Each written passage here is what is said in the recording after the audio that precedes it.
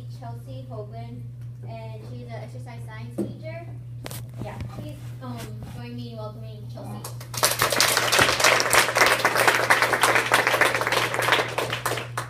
Thank you, Jacqueline, and thank you all for coming.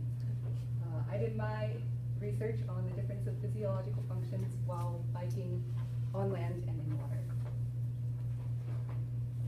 So there are many different human movements that you can do in the water. Swimming goes back as far as documented history and has been pretty extensively researched. Water aerobics and deep water running have recently become more popular with especially the elder population. And deep water running, just a side note, I just saw a social media post by the Seahawks. In their off-season training, they've been doing some deep water running, so that was pretty cool. Water cycling is also picking up in popularity, and it's become more popular on the East Coast with water spin classes. So some of the benefits of water exercise are that it unloads the joints and it reduces impact while still providing a full body exercise. So populations like the elderly, the pregnant, the overweight, and the injured directly benefit from this type of exercise. So it's important for us to understand the physiological effects so that we can better prescribe exercise and keep them safe while outside water. So most of the things we know about water thus far are based on resting values. The diving bradycardia reflex, or when you submerge your face in the water, is just stating that your heart rate actually decreases when you do that. We also know that when your body is just submerged, it decreases your heart rate because it's easier for your blood to be shunted to your vital organs like your heart and your lungs. It also has a buoyancy force, so it unloads your joints and reduces impact, like I said before. And then the drag force that it creates causes different muscle recruitments and different kinematics.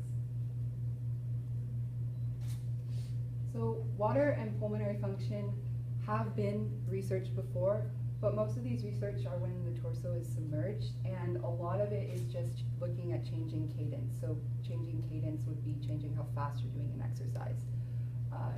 It's pretty hard to quantify resistance in the water because you don't really want to put electricity near it. It's not a good mixture.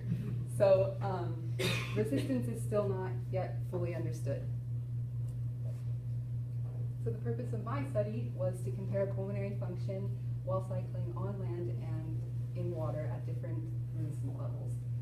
And then we wanted to look at more in depth of why pulmonary function was doing what it was doing. So we also looked at rate of perceived exertion and heart rate. The rate of perceived exertion, or RPE, is just a measurement of how hard you feel you're doing or how hard you feel you're working at a certain point in time while exercising. So there's several different scales that you can use, but for this study we used the Borg scale, and a participant would just point to a number or a word to indicate how they were feeling. Pulmonary function at its most basic level is just the exchange of gases within the lungs. So inhaling oxygen in and exhaling carbon dioxide out. There's several different ways to measure this.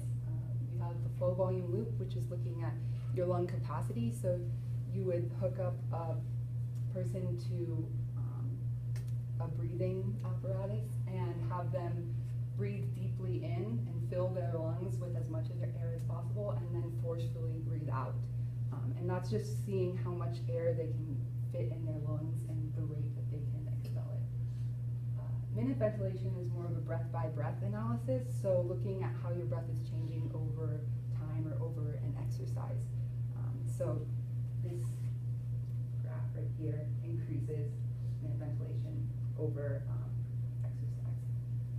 So maximal voluntary ventilation is another way of measuring your lung volume capacity, and that's just hyperventilating for 12 seconds. So you breathe in and out at a set rate for 12 seconds. So some of the overall factors that we recognize would also affect physiological functions are things like age, your size and height, your gender, your fitness level, the training that you do, your hobbies, and your health. But things that aren't as well known are how your body reacts to water exercise and diet. So study specific factors that we knew would affect our study and we had to kind of hold constant was the depth of water. It's actually been found that if your body is submerged, the magnitude of your pulmonary responses decreases while exercising. And temperature of the water, usually in colder temperatures, your body tends to have lower physiological responses. And then for exercise factors, changing what kind of exercise you're doing, or the mode, changing how fast you're doing it, the cadence, changing your workload or the resistance and the time you're doing that in is all going to affect your physiological functions. So we looked at changing workload, but we held mode, cadence, and duration constant. So we had 30 healthy adults participate in our study. They were all IRB approved. So we started out by having them fill out the consent form and Part Q, or just the eligibility requirements. We took their mass, their height, and we asked them how comfortable they were while biking on a scale of 1 to 10, and in water on a scale of 1 to 10. We then assigned initial conditions, so some participants started in the water or some participants started on land, and we counterbalanced this just to account for the learning effect. And after this was all done, we familiarized them with the procedures. So our setup was slightly complicated. We basically had to find a way to set resistance and quantify it without putting an electronic bike in the water.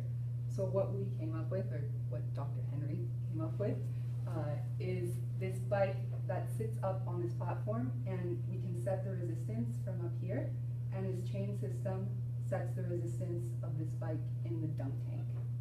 So we would fill this up with water and pump it out for the land condition, and this bike would set the resistance for this bike.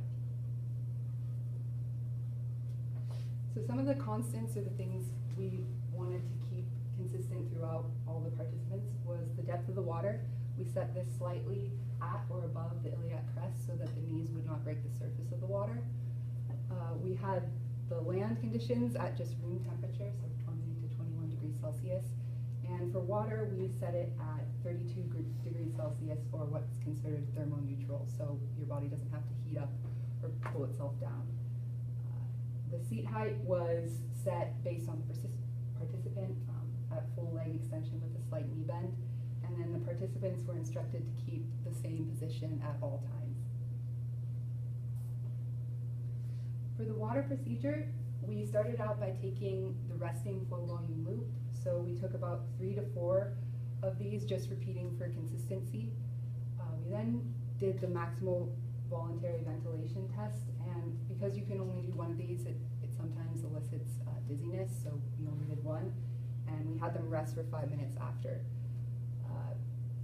We then took their baseline oxygen consumption and CO2 expenditure and minute ventilation. So if you can see here, this computer was taking their breath by breath analysis, or taking their breath, and we had them hooked up to a mouthpiece that interfaced with the computer.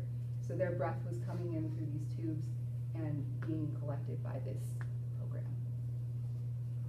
So beginning testing, after they had sat on the bike and just breathed into the apparatus, we had them start at 0 watts. So if you set your bike to the lowest gear, that would be like 0 watts. It's kind of like you can barely keep your feet on the pedals. You're just, it's hard.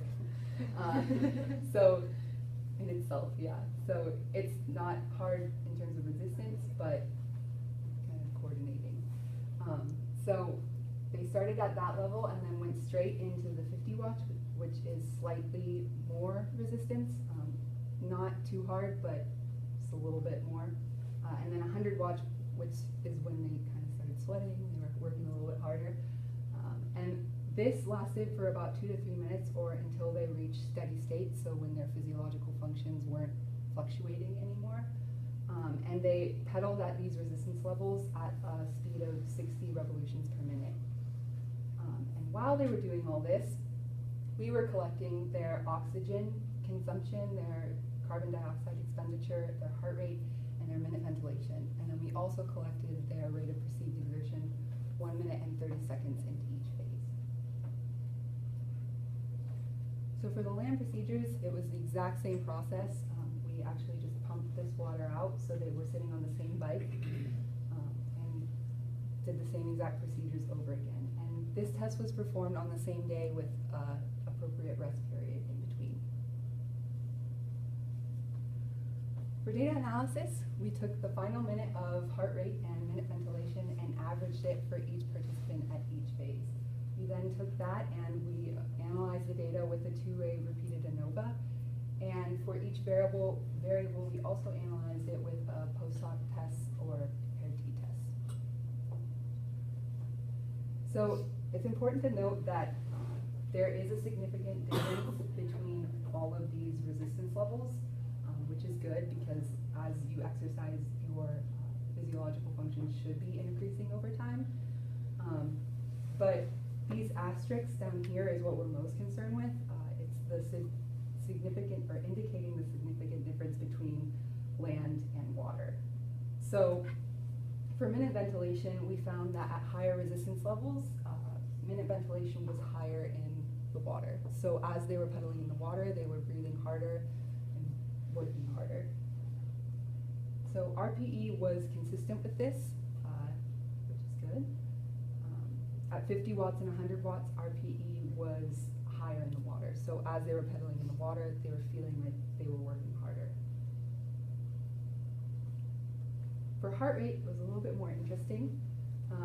At rest, we found that heart rate was actually lower in the water, which is consistent with previous knowledge about decreased heart rate because of easier blood shunting to your heart. So that was kind of a good validation of our data. And then as it increased over the 0 watts and 50 watts, there was no significant difference between these two land and water conditions at these levels. But at 100 watts, we found that water heart rate was actually higher than heart rate on the land. So what we attribute this to is a lower heart rate at rest is causing, well, a lower heart rate is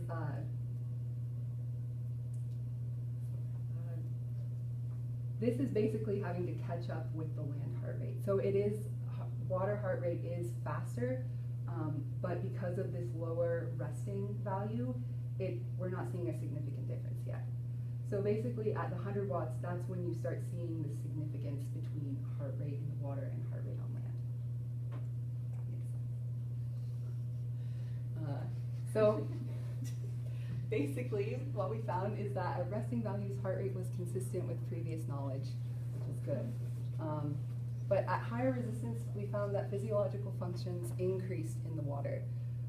And so we mainly attribute this to the additional drag force that the water is adding to the resistance of the bike.